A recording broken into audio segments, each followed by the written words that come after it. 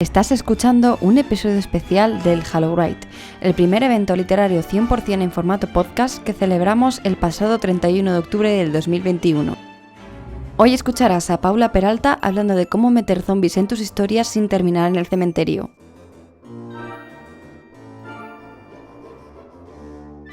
Paula Peralta ya se pasó por el podcast para hablarnos de escribir terror en su día y hoy la he traído al HalloWrite para que nos hable de unos seres que aparecen en su última novela, Ariadna y las posibilidades muertas.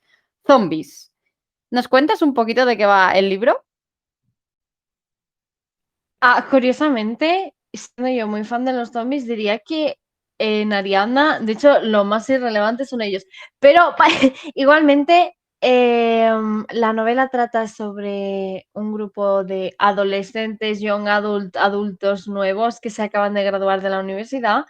Y justo cuando están a punto de celebrar que han terminado todo, empieza el apocalipsis. Y en mitad de este apocalipsis, por razones de la vida, deciden volver a casa de los padres de Ariadna. Entonces, todo un road trip a través de la Cataluña, bueno, a través de la A2, que atraviesa desde Barcelona hasta la zona de Zaragoza, en busca de una forma de volver a casa a través del final del mundo, enfrentándose a todos estos zombies, estos monstruos, estos enfermos, lo que sea que son. Y precisamente por estos, creo que los llamas infectados, si no me equivoco, por lo que he visto en la sinopsis, ¿no? Es por lo que creo que puedes aportar mucho acerca de la figura de los zombies al HalloWrite, que creo que si tenía que haber una primera edición de HalloWrite, los zombies tenían que estar presentes, ya que son muertos vivientes, ¿no? Ya en un lugar de Halloween no podía faltar. Así que la primera pregunta que te quiero hacer de todas es, ¿cuáles son las características que debe tener un zombie más allá de estar muerto para introducirlo en la ficción? Pues metiéndonos de cabeza, y es que a estas alturas de la película, por así decirlo, y más, nunca más irónicamente, el zombie ya ni siquiera necesita estar muerto en sí. De hecho, uno de los aspectos de Ariadna es si están muertos o no. Si más, solo están infectados, si hay una forma de recuperarlos.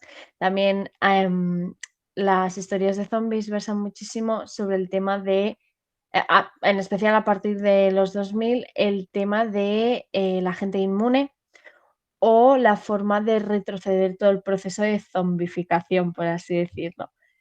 Así que si algo tiene que tener como característica un zombie, yo creo que entra por el tema del canibalismo y que está dentro del concepto del monstruo, es decir, es el origen del terror de la historia que tú pretendes contar. En el caso de Arianda, por ejemplo, los zombies son también una metáfora de lo que se nos va a enfrentar cuando intentemos llegar a la vida adulta, todo el mundo que nos han dejado generaciones anteriores, representan muchísimas cosas en sí, pero como monstruo también quieren representar ese terror a realmente son los malos de la historia, porque en las películas de zombie entendemos que son los malos de la historia, ¿no?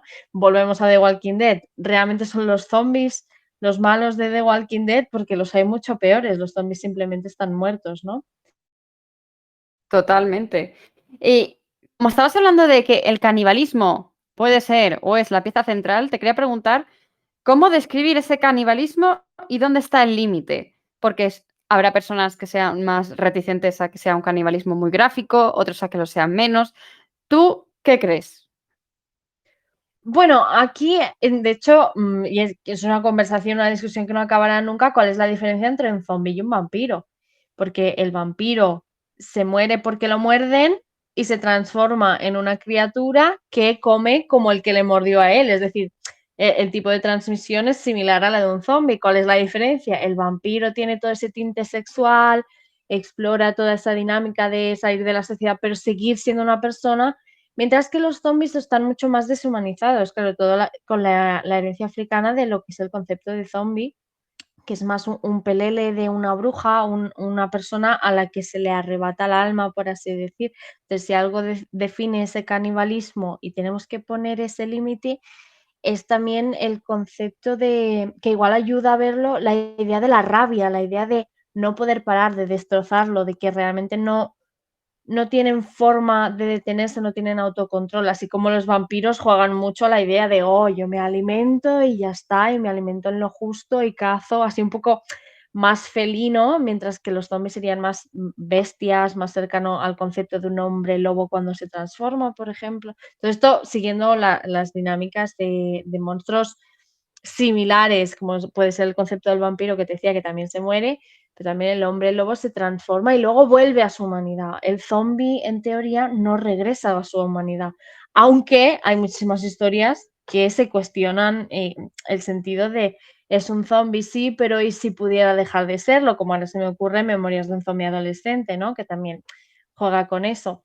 Así que el límite yo creo que entra con, y también ayuda muchísimo el concepto del apocalipsis, es decir, no hay un zombie aislado como puede haber un vampiro aislado o un hombre lobo aislado al que le ocurre esta situación, sino que es algo imparable, demasiado abundante, abigarrante, es una situación de la que no hay retorno y que realmente el miedo del zombie es lo que te puede hacer, que se te coma es lo mejor que te puede pasar, porque la otra opción es que tú enfermes y acabes uniéndote a esa marabunta, ¿no? Ahí también yo creo que entra en lo que decías de esa diferencia entre el vampiro y el zombie, en el sentido de que a lo mejor convertirte en un zombie ya de por sí, como se denomina muerto viviente, te genera a lo mejor mucho más miedo que el hecho de ser un vampiro, porque siempre tienes la idea esa de que el vampiro, bueno, sigue haciendo un poco su vida, más allá de que no puede salir por la noche y demás, pero el zombie es como que además eh, tiene el cerebro vacío, ¿no? O sea, no tienen cerebro, por lo tanto no tienen conciencia, por lo tanto eso asusta, yo creo, ¿no? En el sentido, a lo mejor puede ser por ahí también esa diferencia que existe entre el vampiro y el zombie, ¿no? ¿O qué Claro, crees tú? y que se pudre realmente. El vampiro siempre va a ser hermoso, siempre va a ser atractivo, tiene la juventud eterna, mientras que el zombie se está muriendo, aunque siga mordiendo, aunque siga... Hay muchísimas versiones de los zombies que antes decías, en Ariadna los llaman infectados, depende de qué personaje los llama de una manera, porque realmente jamás llegan exactamente a descubrir qué son, y cómo se originan. Entonces, hablamos de zombies, hablamos de infectados, hablamos de rabiosos, hablamos de violentos. Todas estas palabras forman un retrato de lo que es ese monstruo en Ariadna.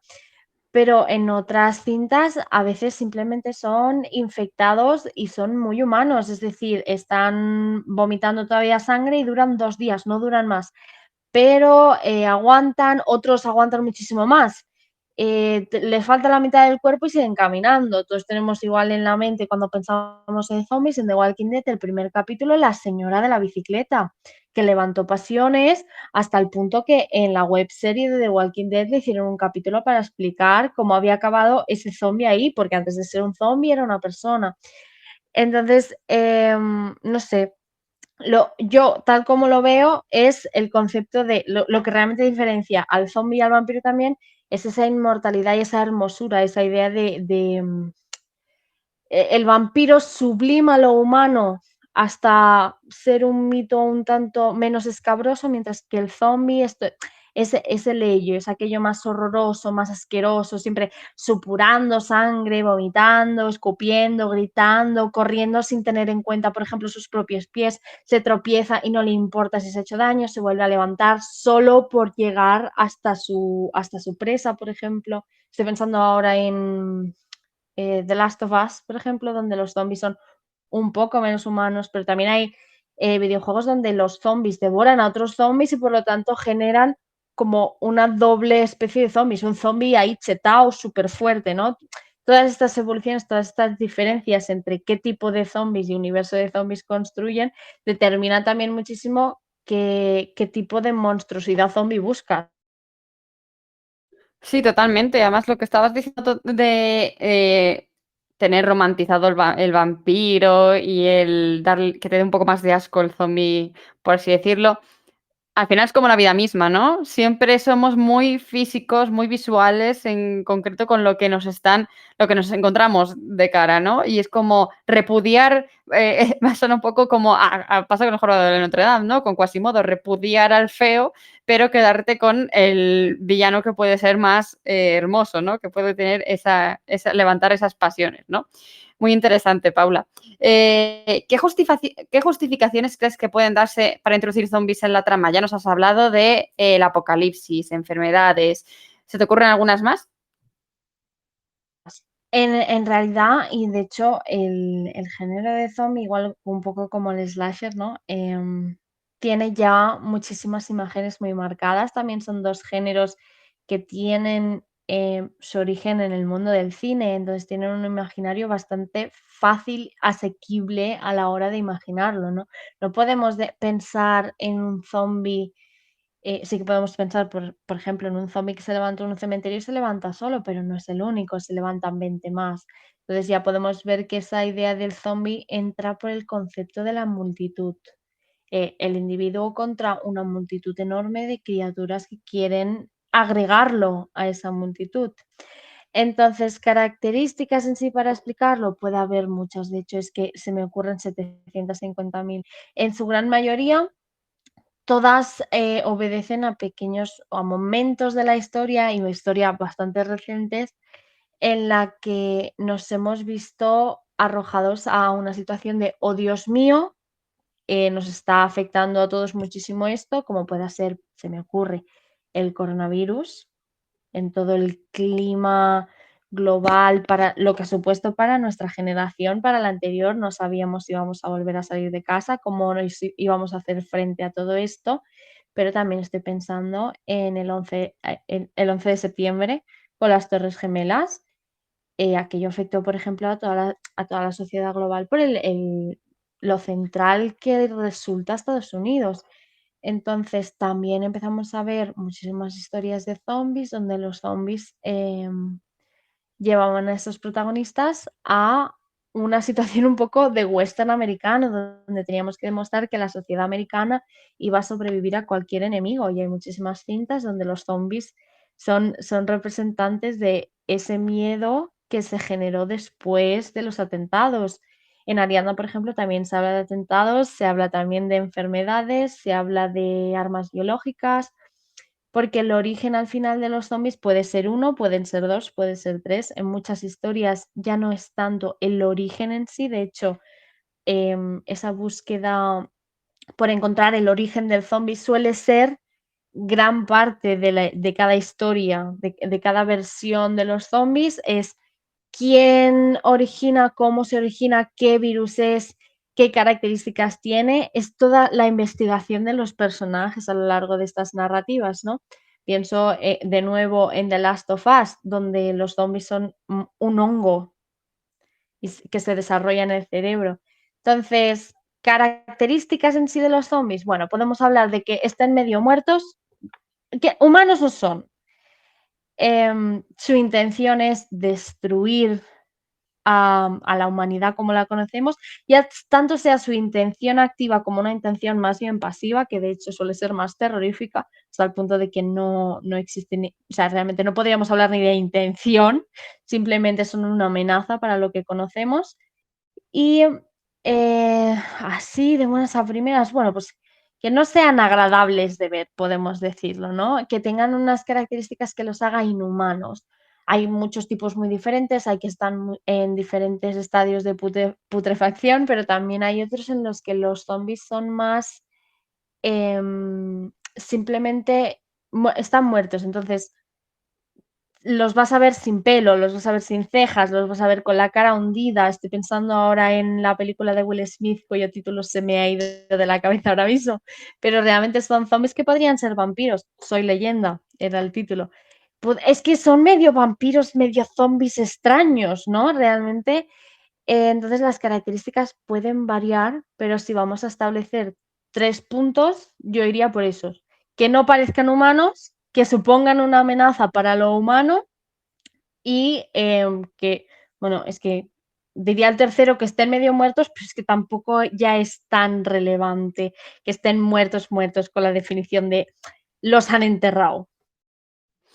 Pero sí que existe esa imagen del zombie enterrado que se levanta de la tumba, ¿no? ¿Tú qué piensas de ese elemento de el zombie, el muerto ya enterrado desde hace tiempo, que resucita de alguna manera y sale de su tumba para sembrar el caos? ¿Ahí cómo puedes justificar tú esa aparición del zombie? De hecho, si mal no recuerdo, estoy pensando ahora en 28 días después y 28 semanas después, creo que se habla muchísimo del concepto de los transgénicos Y de todas estas evoluciones científicas que generan en su gran mayoría miedo en la gente por ignorancia, por falta de conocimiento, que explica como el retorno de los muertos. También hay cuestiones mucho más bíblicas, ¿no? Pero también te voy a decir que cada vez menos, yo creo, vemos a ese zombie que saca la garra de la tumba. El zombie ya no llega bajo tierra y ese es el verdadero problema en las historias más recientes porque es el vecino de la planta de abajo que utiliza el mismo ascensor que tú. Es la mujer que duerme en la calle. Representa otros problemas, ya no tanto los muertos en sí que regresan a buscarnos, que también y sigue habiendo historias de esas, pero yo creo que es una imagen que por mucho que tiene mucho peso en el concepto de lo que es el zombie, que obviamente su imagen originaria ya no está tan presente en el zombie moderno, ¿no? Lo que te decía de esa ruptura con el 11 de septiembre, el nuevo zombie de The Walking Dead, todo esto ya no salen de tierra, ya no es tanto que sean capaces de salir de sus tumbas para encontrarnos, sino es que no tienen tiempo ni de meterlos. No nos da tiempo a enterrar a nuestros propios muertos hasta el punto de que se nos comen, que resulta incluso más terrorífico que se levanten, yo creo. Sí, totalmente. Y hablando de este, por decirlo de alguna manera, cliché, ¿no? El de que se levantan de las tumbas y van a arrasar con el resto del pueblo, vecindario, ciudad, en el que estén, ¿no? ¿Cuáles son los clichés más comunes que se desarrollan alrededor de la figura del zombie? Así de buenas a primeras, siempre podemos hablar de, y creo que es el cliché más odiado por todo el mundo, que es el típico, con perdón para todos los presentes, pero el típico gilipollas al que muerden y no se lo dice a nadie. Creo que ese es uno de los grandes clichés. Es que es insoportable. Siempre van y muerden a alguien y ese alguien se lo calla como hasta el último momento. ¿Laura, sí o no? Sí, sí, yo lo he visto sobre todo en los Simpson. O sea, en todos los capítulos que hay un zombie le pasa a Homer. Claro, y se queda callado. Ah, no, a mí no me va a pasar. O si me pasa, ya lo solucionaré entonces. No, es un problema para los demás. A ti ya te han mordido. Pero bueno, luego otros clichés así muy importantes son la gran escena de contagio, que creo que también tiene esos grandes momentos. Os daría ejemplos, pero es que hay 800.000 millones de momentos. El mundo es normal hasta que de repente esos zombies que parecía que estaban en segundo plano, que parecía que no iban a alcanzar, que empezaban siendo un caso aislado, un caso aislado, un caso aislado, acaba siendo un contexto global. Global ya no tanto de todo el planeta, sino de global del universo de la historia. Es decir, si es Nueva York, es Nueva York. Y no veremos cómo está pasando en Los Ángeles, pero quizá escuchamos una radio en la que se habla de que también está ocurriendo en Los Ángeles. Por lo tanto, se genera ese universo en el que es imposible escapar del contexto del zombie, donde esa infección, ya no tanto como infección vírica, infección de lo que sea que construye, que genera los zombies, sino los zombies en sí son la infección que nos afecta, están por todas partes y son ineludibles. Así que esa sería como uno de los grandes clichés, el momento en el que el mundo deja de ser el mundo y cómo ocurre. Rara vez he visto una película de zombies en la que el personaje A no explique al inicio de la película cómo acaba metido en ese apocalipsis, o B, no haya un flashback o no haya una pequeña introducción a lo que ocurrió cuando el mundo como lo conocíamos se vino abajo, porque es la premisa inicial. Para explicar cómo es posible que los zombies estén donde estén, tienes que hablarme del caos, de esa ruptura de un universo normal. Así que yo diría que ese es el gran primer cliché, ¿no? Nos hemos ido de compras un día de Navidad y está todo súper lleno de gente comprando y aquí estamos y ¡pam! Aparece un señor que muerde a un segurata en la escalera, el segurata se va a la habitación de atrás, allí resulta que ya vemos que hay alguien a quien ya le han mordido, entonces se va extendiendo y al final estamos encerrados en este universo que ahora resulta que es todo lo que vamos a ver a partir de ahora va a ser ese centro comercial, por ejemplo, ¿no? Y todo esto aplicado a cualquier lugar, porque las historias de zombies acaban explorando cualquier lugar en el que se te pueda ocurrir. Como comentábamos, creo que la última vez te dije, yo llegaba, por ejemplo, cuando llegué a la universidad, y esto originaria anda, Yo estaba obsesionada con encontrar mi propio plan de salida en caso de que hubiera un apocalipsis zombie. Entonces era entrar en un lugar y decir, vale, por allí hay una salida de emergencia, por allí puedo hacer esto, aquí puedo encontrar comida, cosas así. Eso es lo que están haciendo las historias de zombies y ese es el primer cliché, yo creo, a la hora de crear el universo. Es ese primer momento en el que el personaje o personajes principales deben encontrar una forma de refugiarse de lo que se les viene encima. Y luego, aparte del estúpido al que muerden y no dice nada, en los personajes inmunes. Yo creo que cada vez más el concepto de la inmunidad va cobrando más y más fuerza porque supone una solución y cierta esperanza a lo que es el monstruo. Es decir, igual que por ejemplo en películas donde el conflicto está entre la guerra entre los vampiros y los humanos, siempre aparece el híbrido. Creo que el inmune también es una especie de híbrido entre lo que es el zombie y lo humano y que genera la esperanza de que se pueda detener, de que haya una forma de vencer a esta gran infección. Así que ese es otro cliché importante, la típica persona a la que también han mordido y que resulta que no se transforma jamás. Por lo tanto, supone que hay gente que por mucho que se vea infectada, no llegará a unirse a esa multitud zombie, ¿no? Y así, de buenas a primeras, creo que esos serían los más importantes a la hora de desarrollar historias a través de lo que es la figura del zombie. Perfecto. Estamos ya en momento de preguntas, así que si alguien quiere hacer una pregunta a Paula, este es el momento de darle al botoncito de levantar la mano para poder hablar, pero mientras tanto, te hago una preguntita así cortita para la gente que vaya rompiendo el hielo, y es que, ¿tú crees que ese cliché que estabas mencionando de darle una explicación al mundo es necesaria en tus historias? ¿Crees que deberías ponerla siempre? ¿O que puedes crear una historia de zombies sin tener que dar esa explicación de cómo se ha llegado hasta ese punto? Creo que más que la explicación, así viéndolo también en retrospectiva, es la comparación entre lo que era el universo antes de los zombies y lo que es después. Por ejemplo, tus personajes ya vivieron en un mundo con zombies, probablemente habrían escuchado a sus, me invento, tatarabuelos escribiendo la historia e intentando explicar lo que era el mundo antes de estos zombies, de esta amenaza a través de la cual tenemos que sobrevivir como el concepto de la humanidad. Pienso ahora en Attack on Titan. ¿Qué diferencia hay entre los titanes de Attack on Titan y los zombies de Guerra Mundial Z? Una historia podría ocurrir 500 años después de la otra, porque ya se construye una nueva sociedad a partir de esa amenaza dentro de los muros, dentro de todo lo que es, y de hecho los titanes de Attack on Titan podrían ser muy fácilmente zombies chetaos muy grandes. Hay alguno que se come a otro, hay otros más fuertes, algunos más débiles, pues Qué guay. Vale. Tenemos una pregunta de Javier. A ver, Javier, te voy a dar permiso para hablar. Ya puedes, cuando quieras. Buenas. Nada, quería comentar una cosilla. Resulta que estaba pensando que al leer a Ariadna, una de las cosas en las que he pensado es que se está haciendo como más importante en estos Te universos de cómic. perdemos, Javier. Se te oye bastante mal. ¡Uy! Se te oye muy mal. No. Si quieres, déjanos un tuit con la pregunta y te lo respondemos ahora.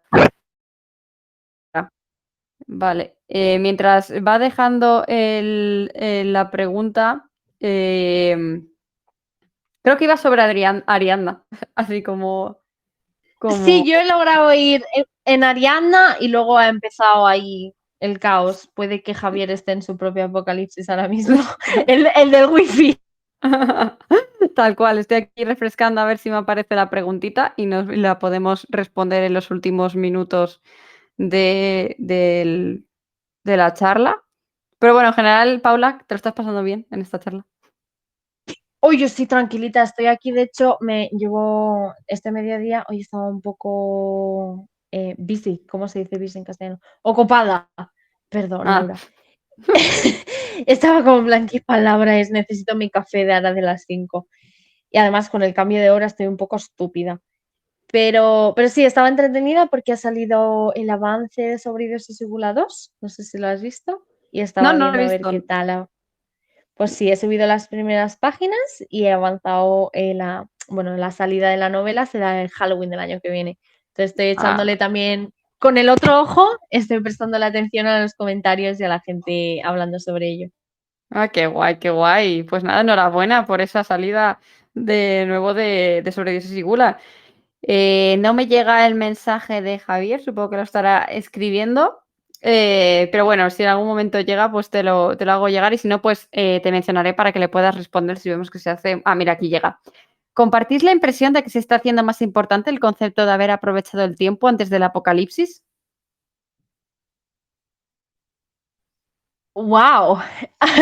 De hecho, más que el concepto de haber aprovechado el tiempo antes del apocalipsis, y esto supongo que va sobre Ariadna también, y esa es la razón por la que en Ariadna se habla tanto de ello, es porque como generación, las personas, por ejemplo, tú y yo, Laura, nacimos en el 96.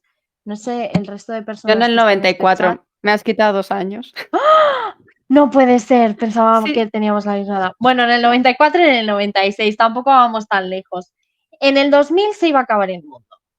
En el 2008 nos metimos en una crisis económica de la hostia en la que nos íbamos a morir todos de hambre, se iba a venir la banca abajo y todos íbamos a estar pidiendo en la calle. En el 2012 se iba a acabar el mundo por el calendario maya. En el 2016 creo que también se iba a acabar el mundo por otra cosa. En el 2018 todos estamos teniendo un año horrible, también se iba a venir todo abajo. En el 2020 nos comimos una pandemia global. O sea, yo llevo que el mundo se está viniendo abajo desde que nací. En plan, estamos hablando que en el 2000 que se estaba haciendo el gran bombo sobre el apagón, que se iba cuando los ordenadores cambiaran en vez del 1999 al 2000, iba a dejar de existir toda la tecnología que conocíamos, etcétera. Por aquel entonces ya estábamos en el apocalipsis Terminator de las máquinas. Luego pasamos al apocalipsis de nos vamos a morir todos de hambre por las crisis económicas. Luego tiramos a 2012 donde se iba a destruir el planeta por el calendario maya, porque según habían calculado esto. Entonces, a medida que lleva creciendo, estamos hablando que la primera vez que se acababa el mundo, que era en ese 2000, yo tenía 4 años y tú tenías 6. Entonces, ya estoy desensibilizada a que el mundo se acabe. Si se acaba mañana, yo creo que estoy preparada, Javier. Yo ya, si total, igual ni me lo creo, ¿sabes? Me dicen, sí, sí, se acaba el mundo. Digo, se ha acabado ya 8 veces y aquí seguimos. Y en Ariadna, más que ese mundo que existía antes, y de hecho creo que hay varios personajes que hablan sobre ello, que dice, todo el mundo te va a decir que el mundo es horrible y hay que sobrevivir pase lo que pase, pero realmente hace falta ser un bestia, un cafre para sobrevivir si todos vamos a salir muertos. Es también el concepto de haz lo que puedas con lo que tienes. Si te ha tocado vivir el apocalipsis zombie, también te mereces ser feliz, también te mereces crear más allá de este caos. Entonces, más que regresar y ser feliz antes de que se acabe el mundo o de que se acabe del todo, que también es un tema en el que Ariadna, algunos personajes piensan deberíamos aprovechar antes de que se acabe. Si algo me ha enseñado a mí ese apocalipsis que no se acaba nunca, es que el mundo no se ha acabado nunca. De hecho, que por mucho que digan que se acaba, ninguna de esas veces se ha terminado, por lo tanto mañana te vuelves a levantar. Y te vuelves a levantar para ir a trabajar, pero te vuelves a levantar para buscar algo que te dé ganas de vivir. Así que yo creo que, y de hecho por eso en Ariadna los zombies son importantes, pero no son tan parte central como en cualquier historia de zombies, es porque gran parte de la historia es decirte, más allá de este jaleo y de gente comiéndose a gente, tú sigues aquí. Así que mientras estés aquí, pon el pie firme en el suelo y tira para adelante. Wow. Yo aquí aplausos para Paula, por favor, aunque no os podamos escuchar todos aplaudiendo a Paula. Bueno, Paula, pues muchas gracias por estar Gracias, aquí gracias. hoy, por estar aquí hoy en la charla del Hello Right. Espero que hayas estado a gusto y que te lo hayas pasado bien hablando de zombies y mucha suerte con Ariadna y con Sobrevivientes y Sigula 2, aunque queda un año todavía, ¿no? Pero que eso, que espero que sigas escribiendo muchas historias y que sigas atemorizando a la gente con ellas. Gracias, Laura. Espero que la próxima te asuste un poco menos. Un poco menos solo. Lo justo. Vale. Es decir, que Ariadna me ha llamado mucho la atención ya solo como me la estabas vendiendo, pero como me des sustitos, tú sabes que yo de ahí no Te paso. prometo, no sé si llegaste a acabar sobre Dioses y Gula, no lo recuerdo si lo acabaste, No, pero no, te no prometo pude. que da muchísimo más miedo sobre Dioses y Gula que Ariadna. Ariadna es para el corazón. Vale, entonces me la apunto y sí que me la voy a llevar a casa. Venga, me has convencido. Venga. Y para cualquiera que diga, uy, zombies, qué miedo, pero a la vez les guste, también funciona. Realmente los protagonistas son Ariadna y sus amigos y lo importante es el viaje. El apocalipsis son los amigos que hicimos en el camino, pues eso es. Qué guay. Pues nada, Paula, muchísimas gracias por estar aquí con nosotros hoy. Espero que hayas disfrutado de este episodio del HalloWrite y te recomiendo que si no quieres perderte otros episodios especiales de literatura juvenil para escritores, nos sigas en redes sociales. Por el momento, te deseo un feliz Halloween con retraso.